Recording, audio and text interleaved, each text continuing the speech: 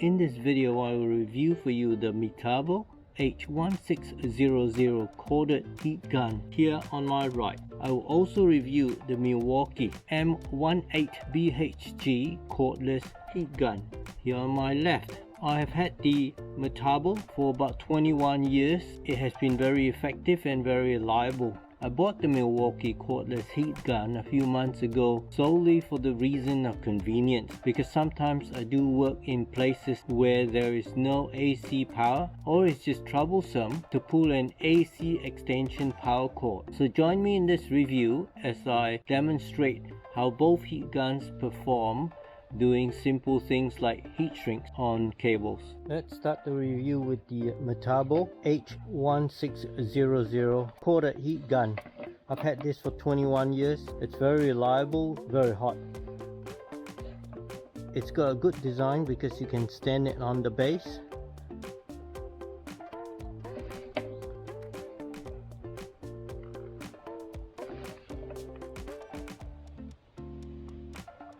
Just show you what it looks like. I think it's very well built.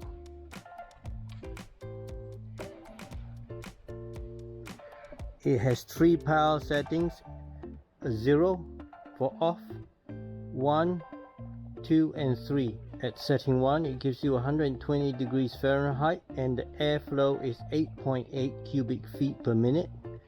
At setting 2, it's 660 degrees Fahrenheit and the airflow is 12.4 cubic feet per minute.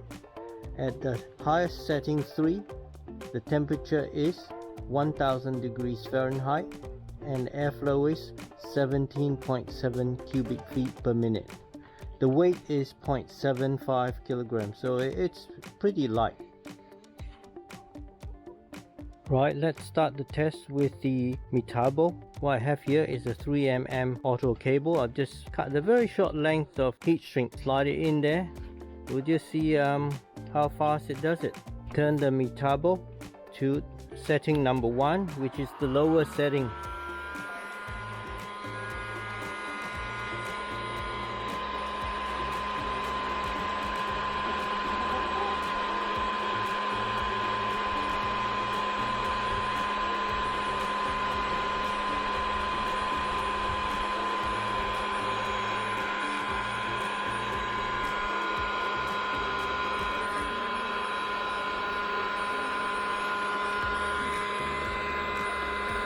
Not doing much at setting number 1. It hasn't shrunk noticeably. I'm gonna increase it to setting 2.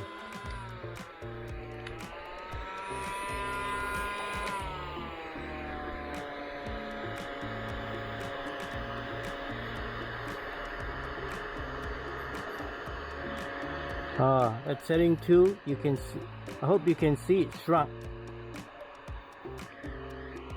So that needed setting 2. I have here a 6mm auto cable. I just have a little short length heat shrink there. We'll shrink it and see how fast it shrinks. Ignore this solder joint here. I wasn't trying to join the cable properly. I was just testing a cordless MILWAUKEE soldering iron to see how fast it caused the solder to run and flow. Back to the heat gun. There's no point putting under the setting number 1 because we know that setting number 1 it takes a long time. So I'm putting it on setting number 2 to start.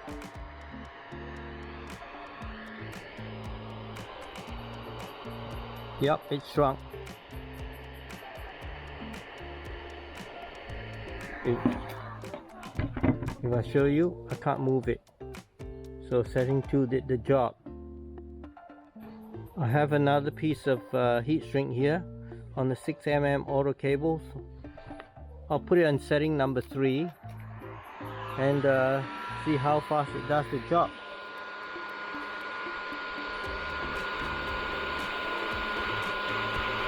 I think it's done.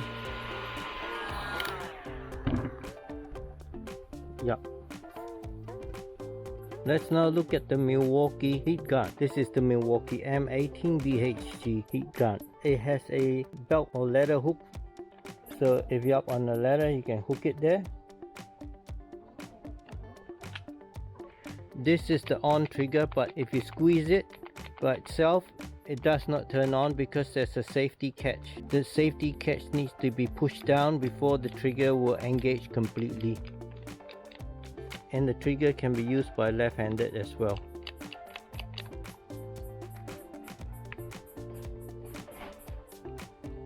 Because it's a short heat gun, it makes it better to use in small, tight, confined spaces.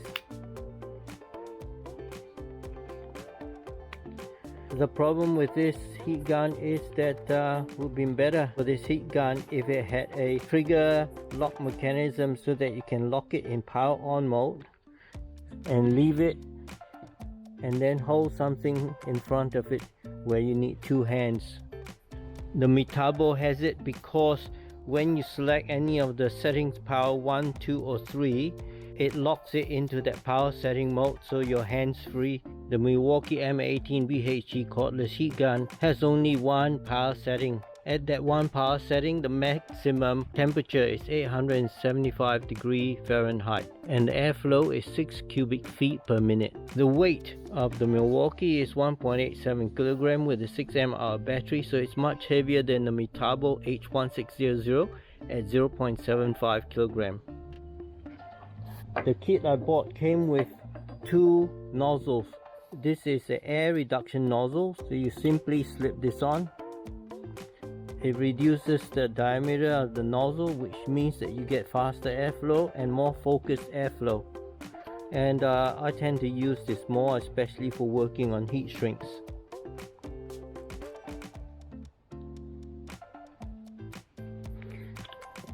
The second nozzle I have is this. It's what's called a hook nozzle. Where it's useful is if you have cable to do a heat shrink over, then it protects anything behind the cable. So that's the skin. The heat gun consumes power very fast, so I tend to just use a 6 mAh battery. Right, let's now test the Milwaukee heat gun. I've got some 3mm auto cable and I'll just slip some heat shrink there. So there's only one power setting and you have to keep holding the trigger.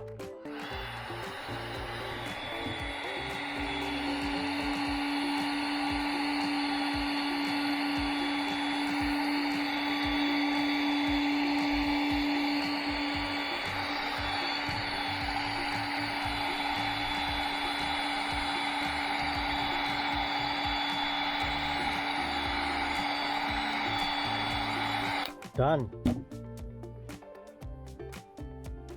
Shrunk. I like this air reduction nozzle. I think it focuses the heat better and you just don't damage other things around. Let's now do the 6mm auto cable with some heat shrink.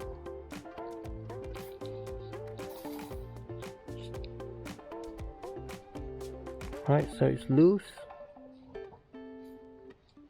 So let's turn on the power.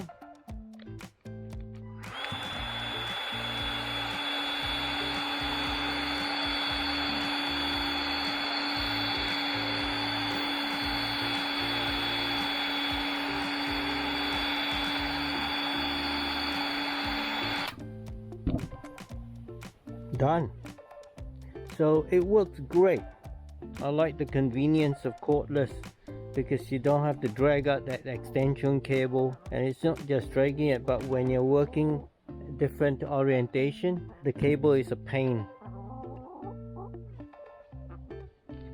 My egg laying hands have taken an interest in the work.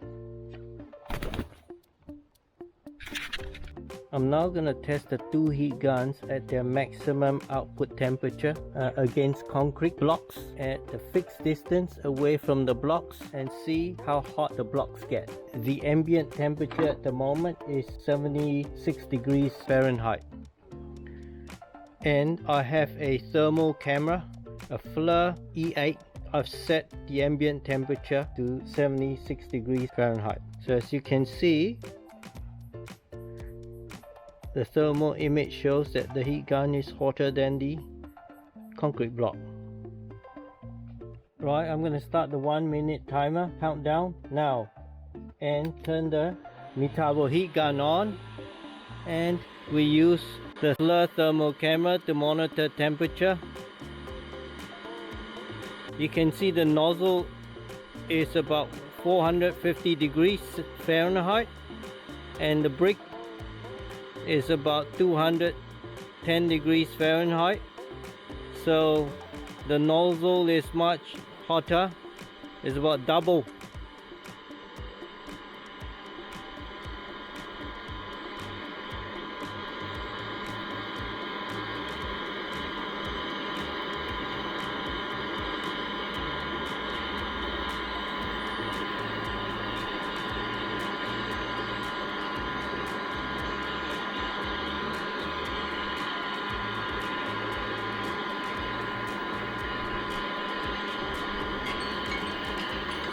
Time's up.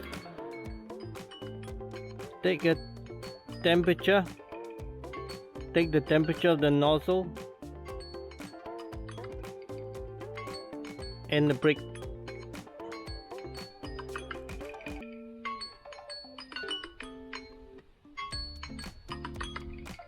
I've swapped over the brick. The brick heated by the METABO is here. This is the fresh brick. Unfortunately, I have to hold the trigger on this, so that's going to be a bit of a challenge. Start the timer now.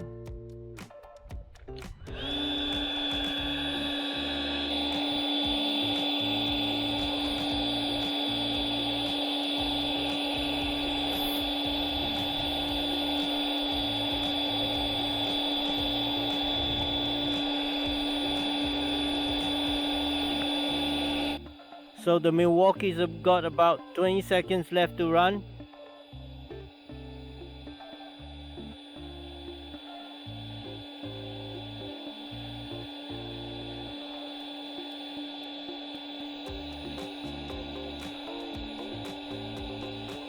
Time's up.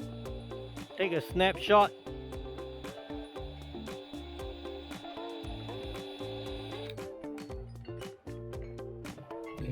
And measure the temperature of the nozzle.